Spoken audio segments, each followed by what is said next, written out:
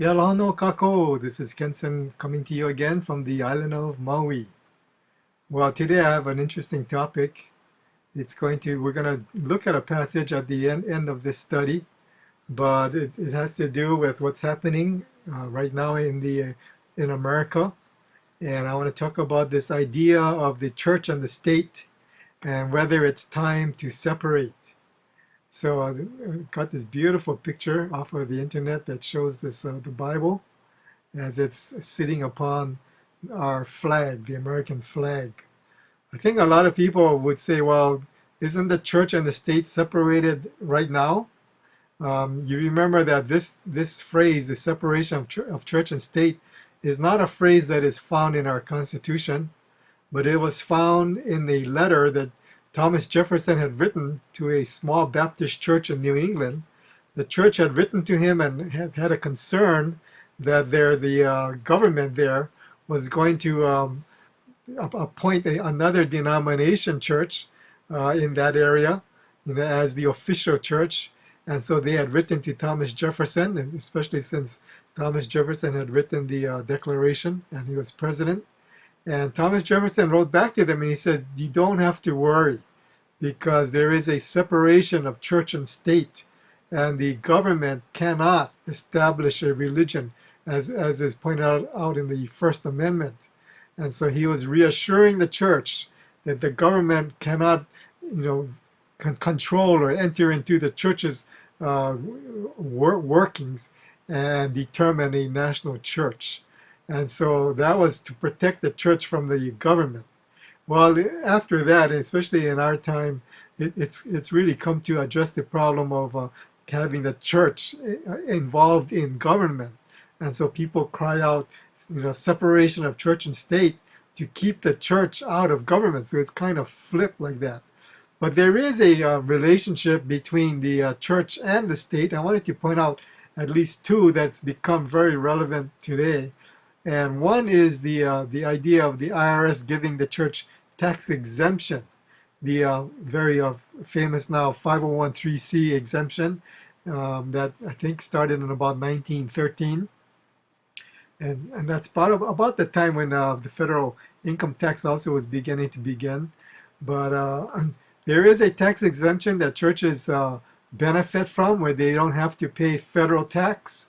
And so initially when this tax exemption came in, just like the separation of church and state, it was so that the government or the church could have autonomy from the government.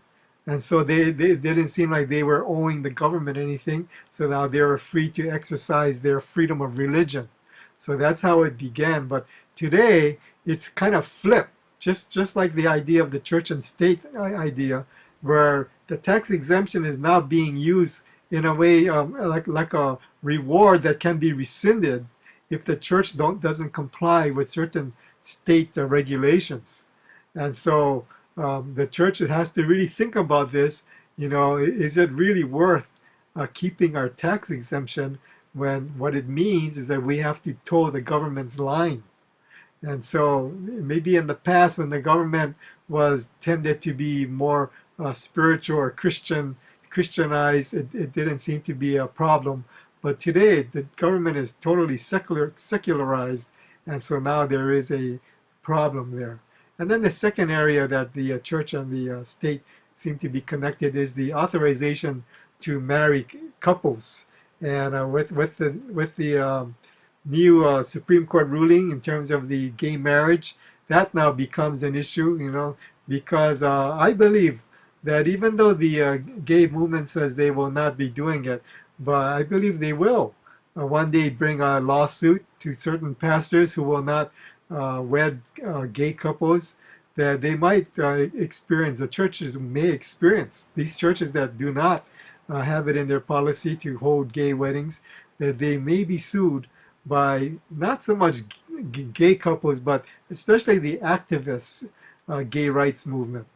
We saw even when the Supreme Court made their ruling that even the White House gave their full support when they bathed the White House itself in the colors of the rainbow, which has become the icon of the gay rights movement. It kind of reminded me of the story of the two towers of the Lord of the Rings trilogy, when Gandalf goes to see Saruman, his the wizard that was more in the leadership position.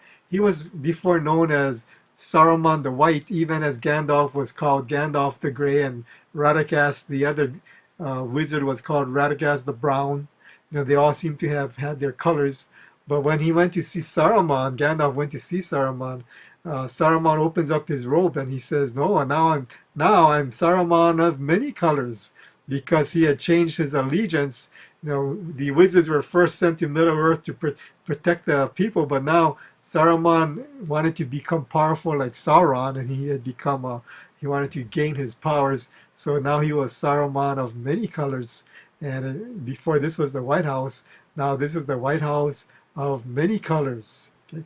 So the church, I think we need to be concerned, and especially because the gay rights movement has been really smart in arguing their case before the Supreme Court. It's not just a matter of having gay people marry, but it is now a matter of civil rights, which the court has ruled in their favor. And so now the ability to get married is now a right, as you can see right here, by a 5-4 ruling, makes same-sex marriage a right nationwide.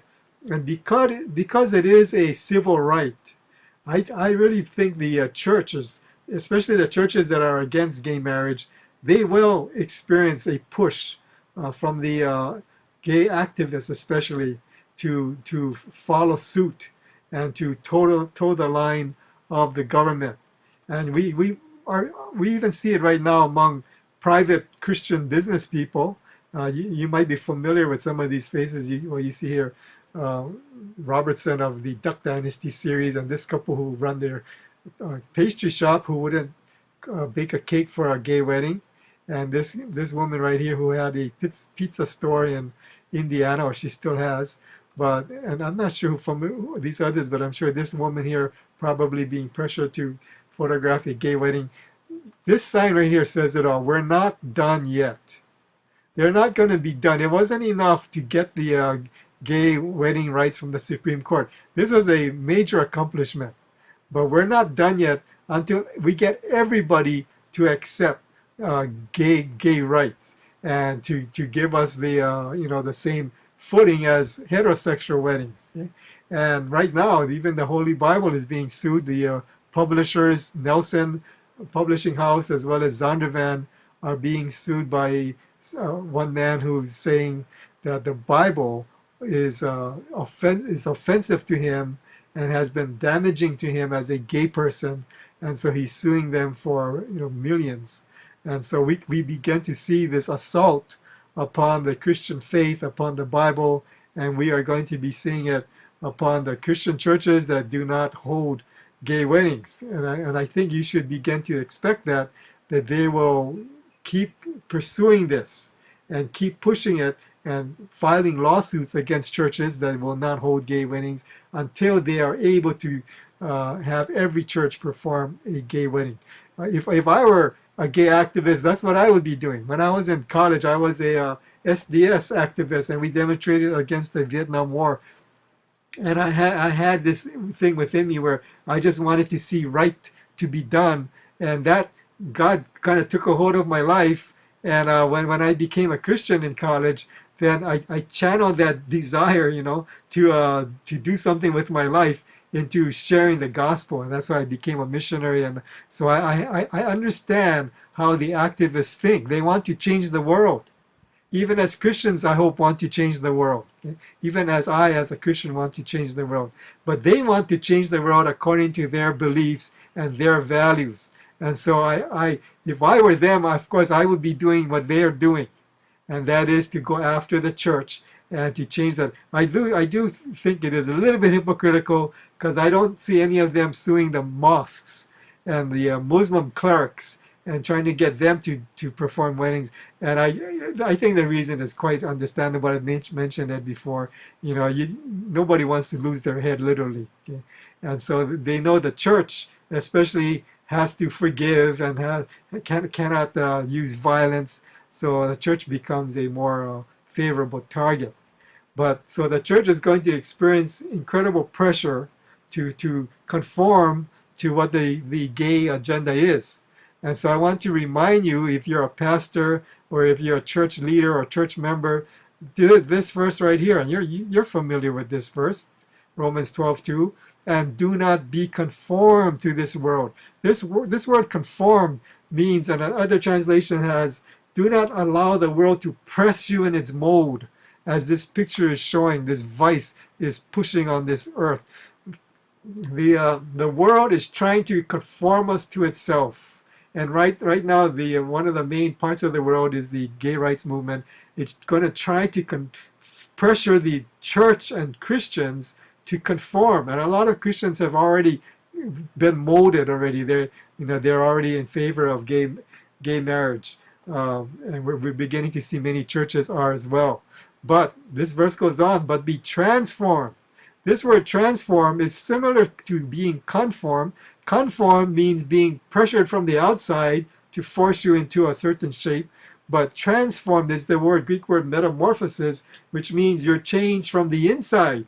The inside by God's Spirit, by the renewing of your mind. God's Spirit renews our mind so that we can prove and what is that good, acceptable, and perfect will of God. Okay? And this is what the Christian is called to do. This is what the church is called to be transformed.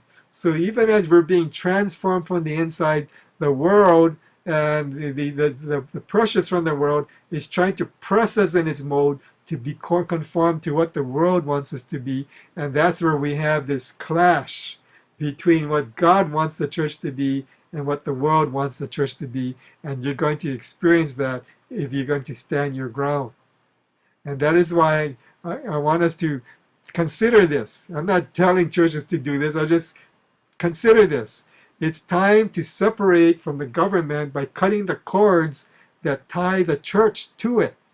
And in a way, the cords not only tie us to the government, but the cords are actually binding us. And we're in bondage to what the government wants us to do. Now that the government has recognized gay marriage, and especially gay marriage as a civil right, I wouldn't be surprised. And if I were in the government, I would feel that I would have to force the churches who are performing these marriages, that they would have to conform to what the government wants them to do. So therefore, number one, I would urge you to consider to cancel your 501(c) classification tax exemption.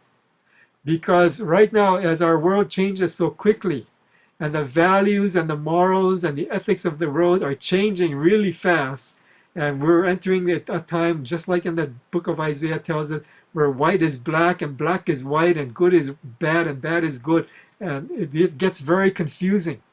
And if you're a pastor and your church has the 501(c) exemption, you would feel bound to not speak out, so that you don't want to have the government come and cancel your tax exemption, because you're going to be afraid that the people are going to say, if I'm not going to get a tax exemption for my tithing or my offerings, I'm not going to give to the church as much, or maybe even at all. And so the pastor might be afraid, and he's going to be afraid to offend the government. He doesn't want to offend or to lose out on the giving, because it affects his salary. And when I was a pastor, that I always felt this conflict, that I needed to teach people, but I knew that if I offended them, they would leave the church, and that would leave me and my wife and my 3 kids, stuck. And so I had always dreamt that I could have a job where I could support myself, and I didn't need to be paid by the church, so that I could be free to teach. And so that's what I did. I eventually resigned, and so I got a job, a full-time job, so that I can support my family. But now through the internet, I'm free to teach, and I don't have to worry about people supporting me and cutting their support. So that's something you need to be considering, and I hope that Christians are willing to give to the church as much or even more, even though they don't give a tax exemption. If you're a Christian and you're giving to your church just to get a tax exemption, shame on you, because you should be giving to God not because of the tax exemption, but because you want to give to God and what He's doing on this planet. Okay? If you stop giving because of that tax exemption removed, then all of that money that you gave in the past, because you could get a tax exemption, that money in God's eyes doesn't count. You need to really think about this and settle it in your heart that I'm going to give to the Lord, not because He's going to give me a tax exemption, but because I want to, glorify God and please God, and because I want to give to God. Okay, even if I have to, even if I don't get a tax exemption, I'm going to give to Him. So I hope you have many of those kinds of people in your church. Cancel that exemption so that you are free to get up on that pulpit, open the scripture, and teach them the full truth of God's word. And as we have the elections in 2016 coming up soon, that you can teach about the political ramifications of certain candidates. And you can even go through the candidates and show the people through scripture which ones are standing with God and which ones are not. See, if you have this exemption, you'd be afraid to do that. In fact, the government will come after you if you did that. So therefore, cancel that exemption. And now your only allegiance is to God and to preach what He wants you to preach. But then the second thing I would consider is to stop certifying marriages. Now in Hawaii, to certify or to perform a wedding, not only do you need to be a licensed minister, but you also need to go to the Department of Health here and you need to apply for a license to perform weddings. And so you're registered with the state in Hawaii. I notice in many other states you don't have to do that. As long as you're ordained or as long as you're a licensed minister, that state or that county gives you the authority to perform the wedding, but you still need to fill out this certificate that you need to get back to the state or to the county. So you really still are an agent of the government. And when I would perform a wedding, at the very end, before I made the pronouncement, I would always have to give this pronouncement that by the authority invested in me by the state of Hawaii, I now pronounce you husband and wife. And I always felt funny having to say that, but it was true that the authority that I had to certify their marriage, to make it legal in the government's eyes, to have all the privileges of the relationship, of custody of the children, of their financial arrangements, to have all of those things. I was actually a government agent in certifying that marriage, and to prove it, we filled out the certificate, we had the two witnesses, and I had to register that with the state so that their marriage could be recorded. So basically, I was a government agent and I had to certify it. That's why we call it a marriage certificate. But I would say, to get out of weddings, and if you are performing these weddings for certification, that's where they're going to sue you if you don't perform them for a gay couple. And again, like I said, if I were a gay couple, that's what I would do. If you're not going to perform our wedding, I would sue you too. So I understand their side, and I think we should expect that from them. But we need to understand that the government certifies marriages, okay? But God sanctifies them. And as an agent of God, as an under shepherd to the chief shepherd, Jesus Christ, this is what we need to be concentrating on. I always knew, even years ago, that gay marriage would one day be legalized. Why? Because marriages are basically a secular, the certificate itself is a secular document. And I knew that as the idea of the gay marriage became more popular, that the government eventually will embrace it. Okay? The church is a wholly different thing. The church is involved in sanctifying marriages, not certifying marriages. And so that's why I said, get out of the certification of marriage business. So that if when you stop certifying marriages, then when somebody comes to you to certify their gay marriage, you can say, I'm sorry, but I don't certify marriages anymore. You need to go to a judge or someone else, but I don't do those anymore. Okay? So that would give you a legitimate reason to deny performing their wedding. So the first thing I would do is, if I were going to do a wedding in the church, a Christian wedding, I would ask the couple to first certify their marriage, before a judge or a county official, witnessed by two, usually the best man or the maid of honor, but it could be anybody, any two persons.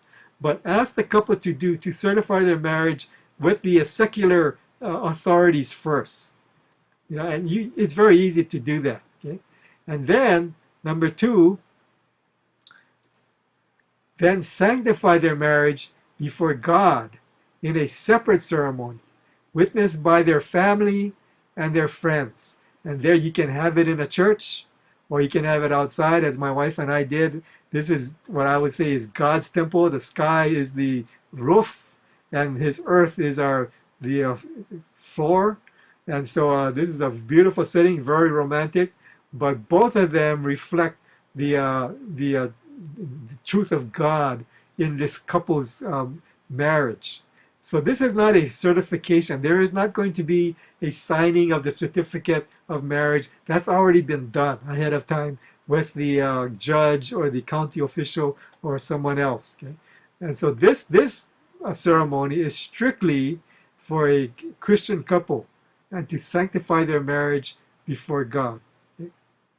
So if you're a pastor, get into this practice of sending the couple to the judge for certification and then holding a separate ceremony for sanctification. Now the question is, what are we talking about sanctifying a marriage?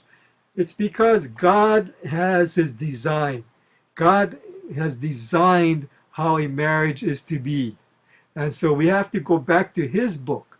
And one of the best places to go to is in this passage right here, Matthew 19:4-6. This is a section where Jesus is being confronted by the Pharisees. They are in the process of trying to entrap Him by asking Him a question and trying to get Him to agree to something that they know would really be damaging to His ministry. Of course, in John chapter, I believe it's John chapter 8, they brought to Him the adulterous woman, and Jesus gave that great statement, "He that is without sin, cast the first stone." Jesus is just, it's really fun to watch Him, how He responds to these people who are trying to denigrate Him and to bring God and His law down. And so He does the same thing here. They come to Him and they say, Rabbi, is it lawful for a man to divorce his wife? Okay? And the easy answer is say, well, of course you can do so, etc. As Moses said, but He doesn't do that. Jesus, he kind of like becomes a lawyer in a courtroom. And when you're arguing a case in a courtroom, you appeal to at least two things. You're going to appeal to the law, and then you're going to appeal to case law, which is precedents. How have the courts ruled in the past? When you see a picture of a judge or a lawyer in their office, and behind them are these shelves and shelves of what looks like encyclopedias, what they are basically the volumes of all the cases involved in various levels of courts, starting with the lowest court, maybe juvenile, traffic court, family court, goes all the way up to the state Supreme Court, and beyond that into the federal appellate system, and eventually there's one volume that will have every case from the very beginning of the founding of our country, of the Supreme Court of our land, and what they ruled. And so the lawyer appeals to those cases for precedents in arguing his case in the courtroom. Well, Jesus right here, He's going to argue from the law, the Torah, the Tanakh, the Old Testament. And it says here, and Jesus answered and said to them, "Have you not read?" Okay, this statement right here is already funny because He's almost being sarcastic, or maybe He is being sarcastic. Why are you asking me this? Is it lawful to divorce a man to divorce his wife? Haven't you read? Don't you guys have the Torah? Don't you guys read that? Of course, He knows they've read it, but He just wants to point that out. Why are you asking me? You go back and you read it. But then He presents His case. Have you not read that He, God, who made them at the beginning, made them male and female? It's interesting that Jesus points out right in the very beginning that when God first instituted marriage, He made them male and female. in college, my undergraduate work was in zoology. You don't have to be a zoology major to know the differences between a male and female. Yeah. God made them different. He could have made two males. He could have made two females. He could have made just one male, and that male could have just reproduced asexually, just as cells divide. But he could have made them just divide, even as these very single-celled animals. They're like an amoeba can reproduce simply by dividing. Where you have one amoeba, he becomes two amoebas. But God had a different plan, and he had a plan where he had a male person or a male animal and then a female animal, and through the combining of their genetic material, they came out with a totally different person, or a different animal, having the genes from both of these his parents, the male and the female, which was ingenious, because through that we can have a variety of people, and that's why we have a variety of dogs, and we have a variety of people looking all different, etc. God was a genius. So from the beginning, Jesus said, don't you see he made them male and female?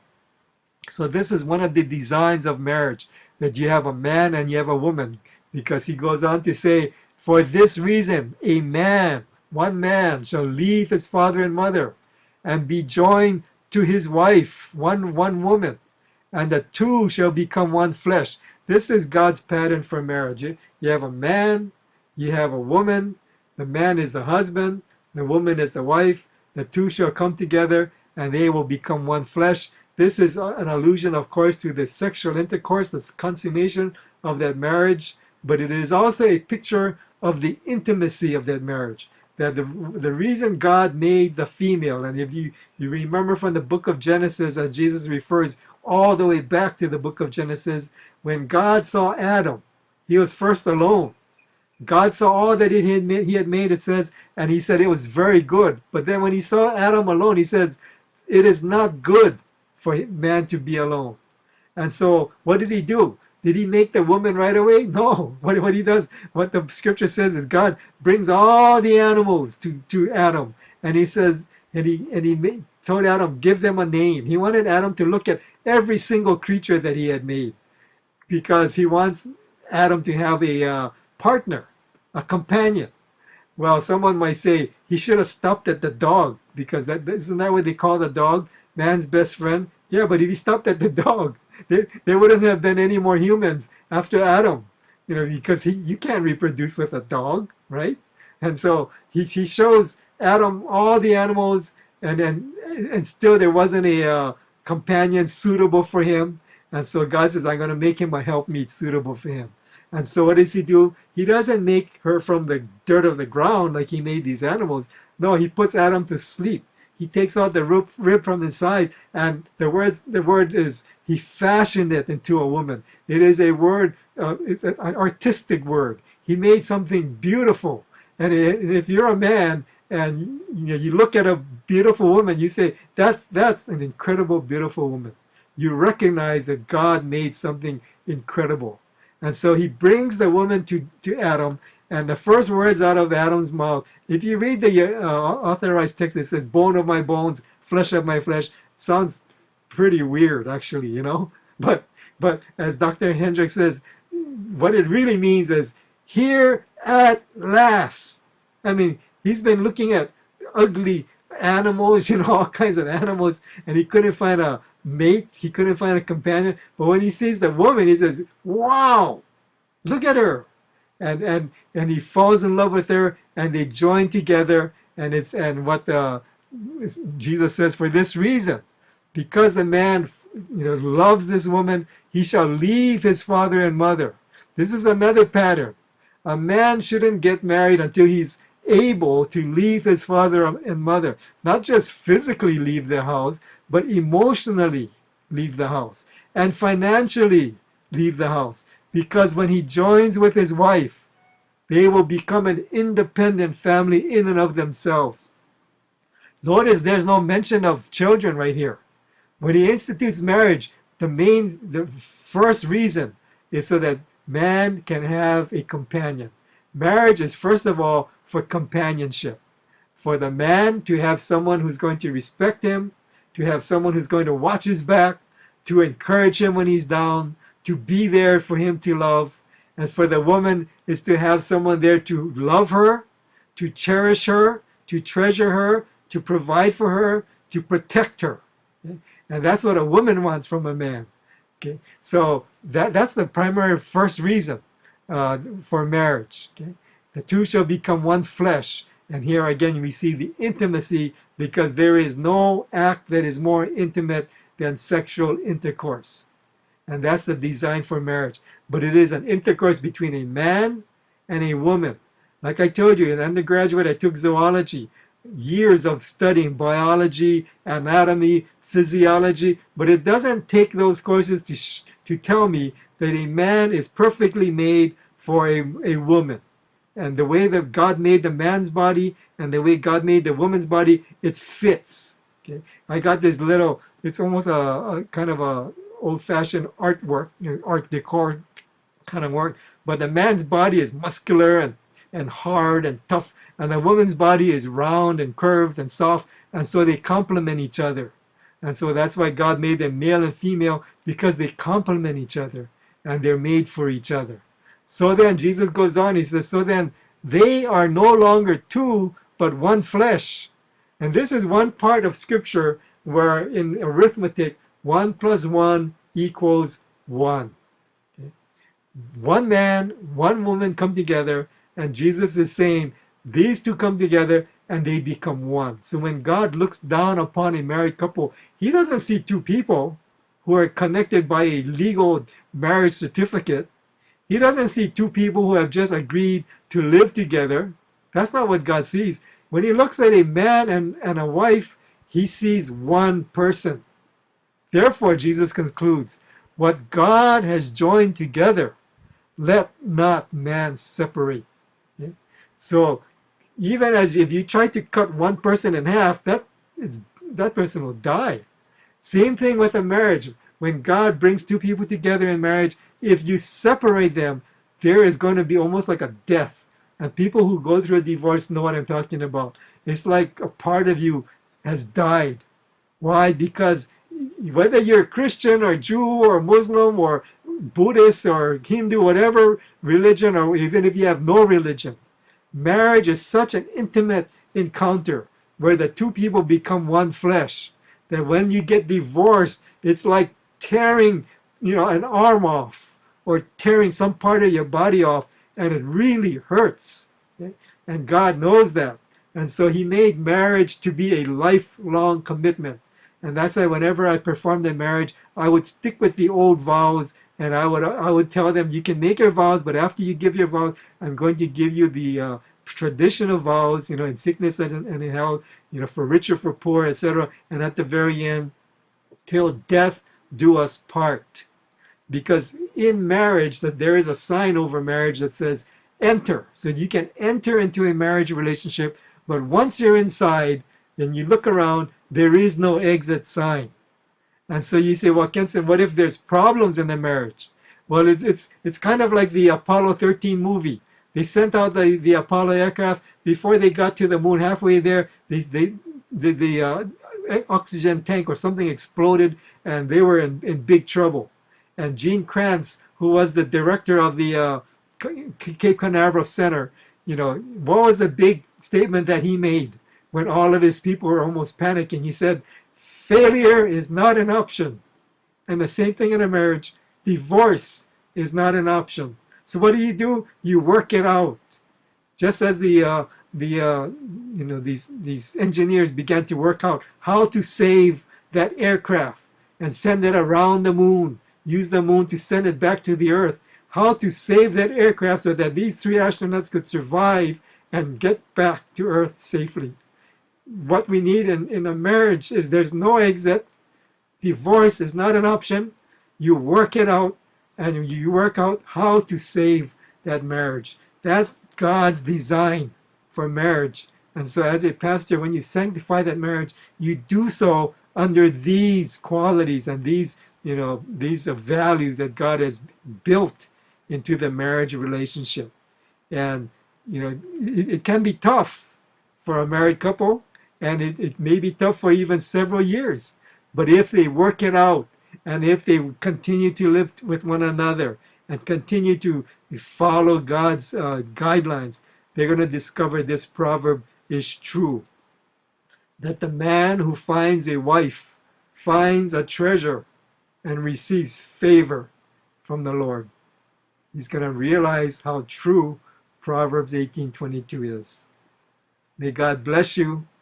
Ma'alama po no, aloha no. May God's love cover your marriage. May you have love for one another, even as God has love for you. Aloha no.